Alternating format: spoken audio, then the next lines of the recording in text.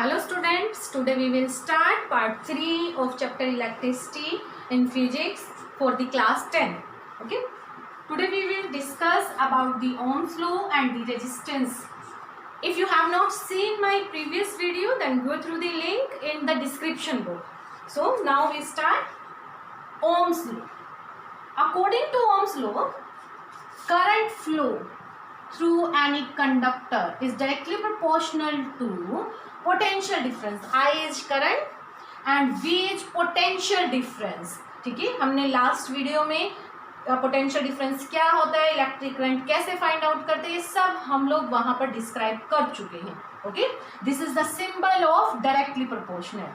ठीक है, लेकिन ये डेफिनेशन जो है ये यहीं खत्म नहीं होती कि आई जो है वो डायरेक्टली प्रोपोर्शनल टू बी. अगर आप सिर्फ इतनी ही डेफिनेशन दोगे तो ये डेफिनेशन रॉन्ग मानी जाती है. आपको क्या बोलना है, according to Ohm's law electric current is directly proportional to the potential difference across the two ends of a conductor provided the physical conditions are same like temperature, pressure and the others.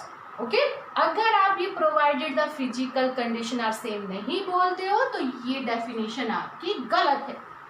Okay, so Ohm's law के according क्या है, current flow through any conductor is directly proportional to potential difference. We represent the potential difference across the two ends of the conductor.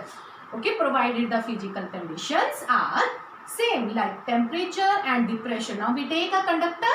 Okay, electrons आपके negative to positive terminal move करेंगे and current आपका positive to negative terminal move करेगा. ये सब हम last video में describe कर चुके हैं. Okay, current I. ओके, तो इलेक्ट्रॉन आपका negative to positive terminal move करेगा और जो करंट है वो आपका positive terminal to negative terminal move करेगा. Right student? Okay, so if we take I is directly proportional to V, so also we can write V is directly proportional to I. लिख सकते हैं directly. What is the meaning of the directly proportional? Directly proportionality meaning is that if one quantity is increased, then other quantity is also increased. If one quantity is decreased, then other quantity is also decreased. So also we can write V is directly proportional to I. Okay. अब हम इस directly proportional के sign को change कर देंगे equal में. और आपको पता होना चाहिए कि जब भी हम डायरेक्टली प्रोपोर्शनल या इनवर्सली प्रोपोर्शनल के साइन को इक्वल में कन्वर्ट करते हैं, then we must take a constant. Here we take a constant that is represented by the R. Okay, R is constant and is called the resistance. Constant है ये और इसको हमने क्या बोला है, रेजिस्टेंस बोला है. R is constant. और ये constant कैसे आते हैं ये भी हम लोग सब फाइंड आउट करेंगे. R is constant called resistance. Right student? Okay, and from this equation we can say that R equal to V upon I. This is the Ohm's law. Okay, now if we take a graph,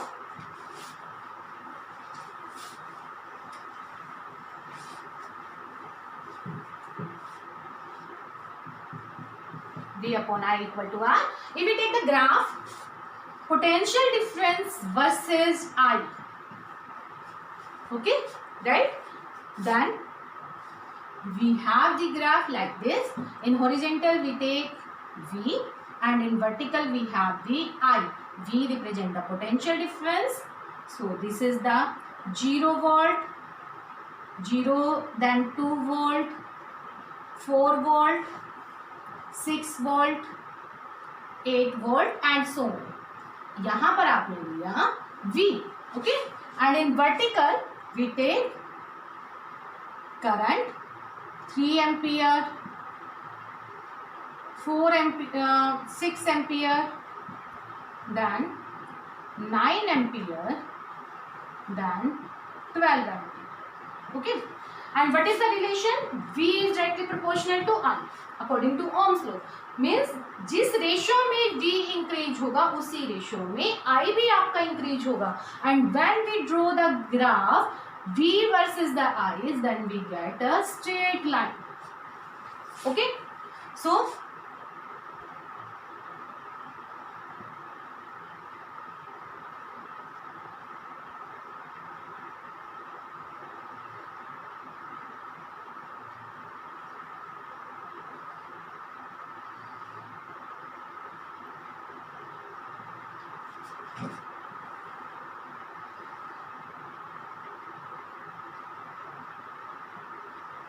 okay, so we have V is directly proportional to I and we get the straight line of the graph for V versus the I.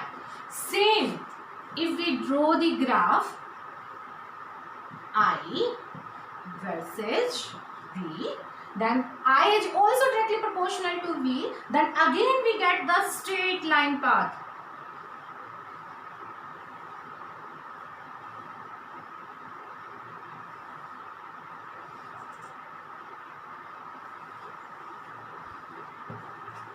Zero, 2 ampere, 4 ampere, 6 ampere, and in this side we take 3. In the first graph we take the value of the current 3, 6. So we take the same 3 ampere, 6 ampere, 9 ampere and so on. And in this we have 2 volt, 4 volt, and then this is 6. Okay.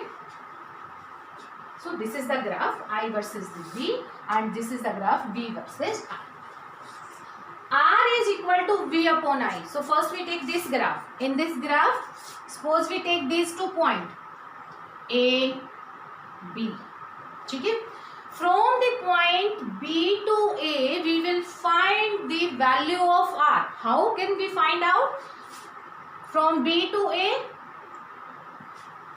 then this is the value of, suppose this is the point C. So AC gives the value of I, right? And this value gives the value of V. Okay? Then R equal to V upon I equal to BC upon CA. What is the value of BC? BC is 6 volt here, and here we have the 4 volt. So BC equal to 6 minus 4. So this will be equal to 2 volt. And I is AC. AC equal to 9 minus 6. So this will be equal to 3 ampere. Okay. So this will be equal to 2 by 3 ohm. Unit of resistance is ohm. OHM. Unit of resistance is ohm. तो इसका मतलब 1 ओम की value क्या हुई?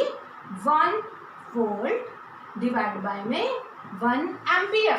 Okay, because R equal to V upon में I, R equal to V upon I.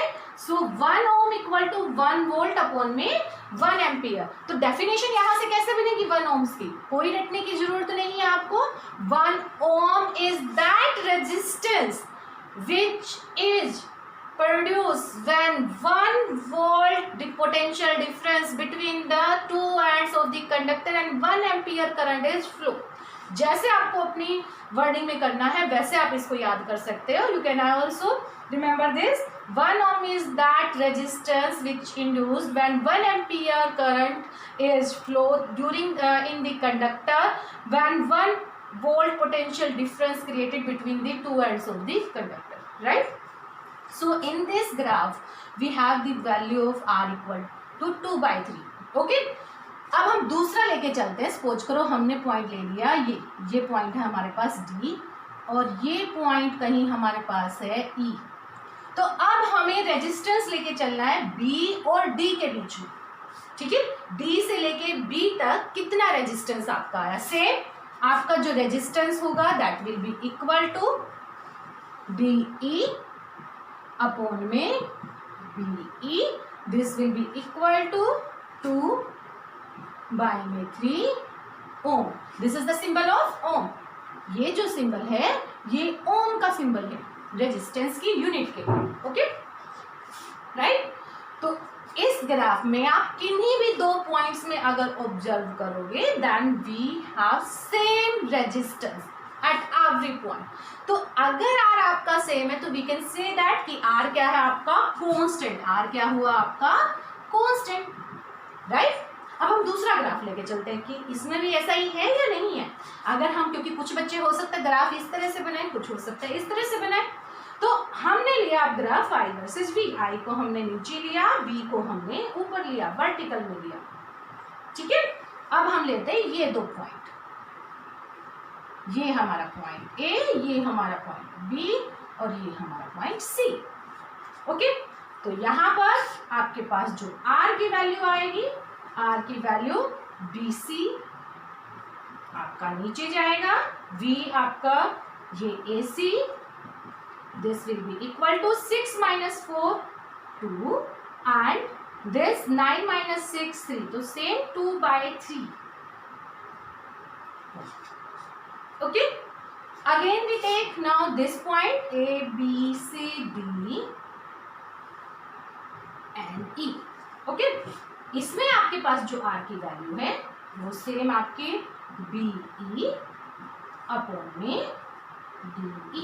So this will also equal to आपका B E equal to हुआ 4 - 2 and this will be DE equal to हुआ आपका 6 - 3, so this will be equal to 2/3 ohm. So at every point या at every interval of time resistance will remain be same। यहाँ भी आपका 2/3, यहाँ भी 2/3। आप ग्राफ चाहे इस तरह से बनाए या इस तरह से बनाए, in both cases we have the value of R is same, so R is constant, okay। And we can also find out the value of the R by the graph between the V and I, ठीक है। कई बार question भी आ जाते हैं आपका exam में, वो आपको टेबल दे दी जाएगी। लाइक टेबल कैसे दी जाती है,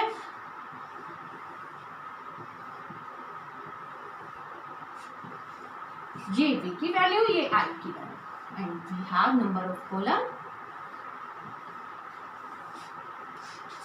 3 volt, 6 volt, then 9 volt, then 12 volt, then 15 volt and then 18 volt. And here we have suppose 4 ampere, then 8 ampere, then 12 ampere and then 16 ampere and then 20 ampere and then 24 ampere, okay।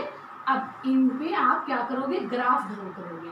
किसी भी तरफ आप V या I ले सकते हैं। Suppose करो हमने इस तरफ V ले लिया, इस तरफ I ले लिया, then we get straight line by drawing the value of V and I in this, ठीक है। Then take any 2 point, okay। Suppose करो at this point we have, कोई भी आप दो वैल्यू ले लो, 12 volt and the 15 volt। Here we have the 12 volt and here we have the 15 volt and the current 12 volt के लिए 16 ampere and for the 15 volt we have the 20 ampere, okay। आपको ये पूरा का पूरा ड्रॉ करके दिखाना है, ओके। तो ये आपका ओरिजिन। तो आप कैसे निकालेंगे यहाँ से R की वैल्यू।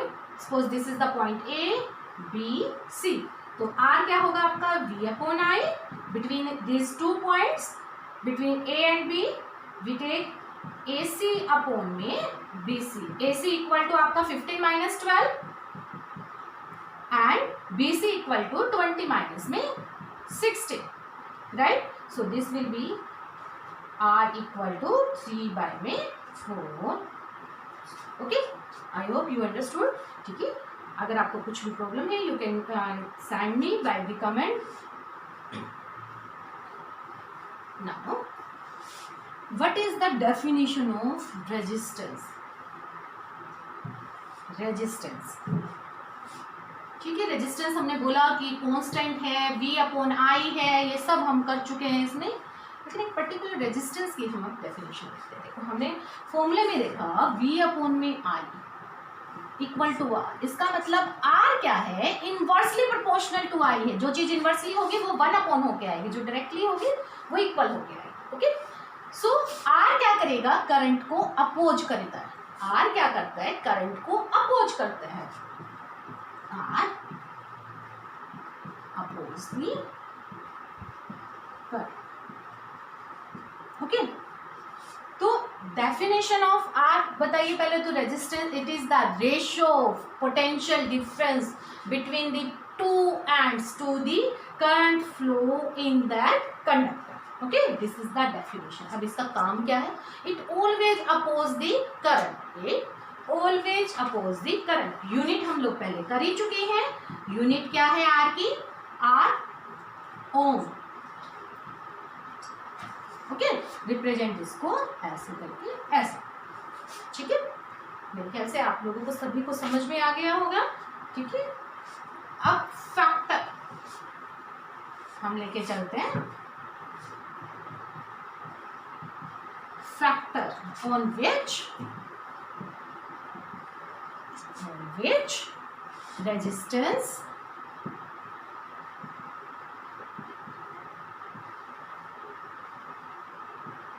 depend। ओके, ये टॉपिक हम करेंगे अपना नेक्स्ट। Okay, thank you.